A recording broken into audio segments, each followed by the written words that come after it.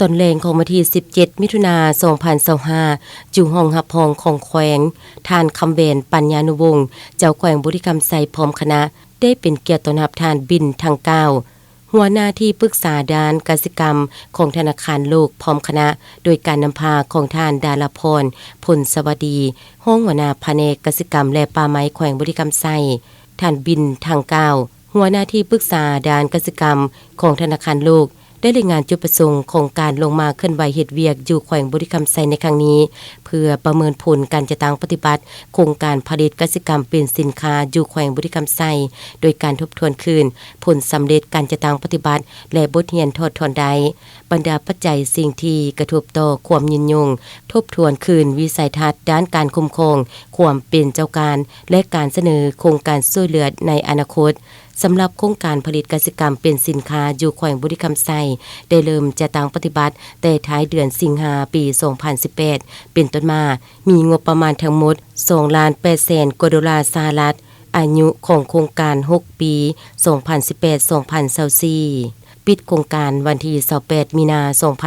2025 จุดประสงค์การพัฒนาโครงการแม่นเพื่อเพิ่มขีดความสามารถในการแข่งขันของตองโซมูลค่าสินค้ากสิกรรมในพื้นที่โครงการเป้าหมายของโครงการ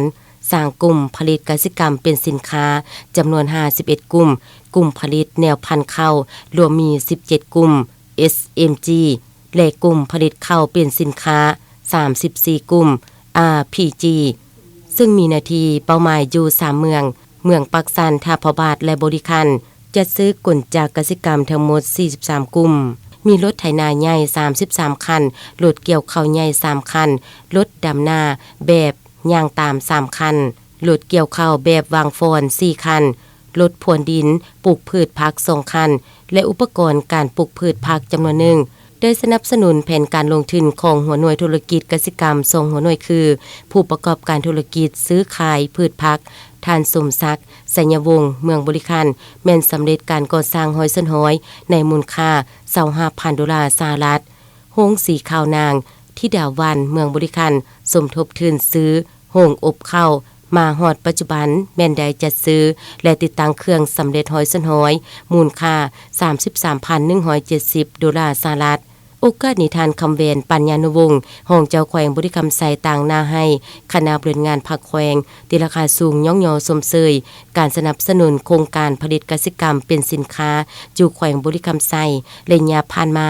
พร้อมนั้นท่านยังได้เสนอให้สืบต่อโครงการระยะใหม่เพราะว่าการผลิตกสิกรรมเป็นสินค้าแม่นอนอยู่ในวิสัยทัศน์ของแขวงบุรีรัมย์ไซแต่นี่5ปี 2030เป็นท่าแห่งสุบยูสร้างรายรับให้ชาวเกษตรกรโดยกรุง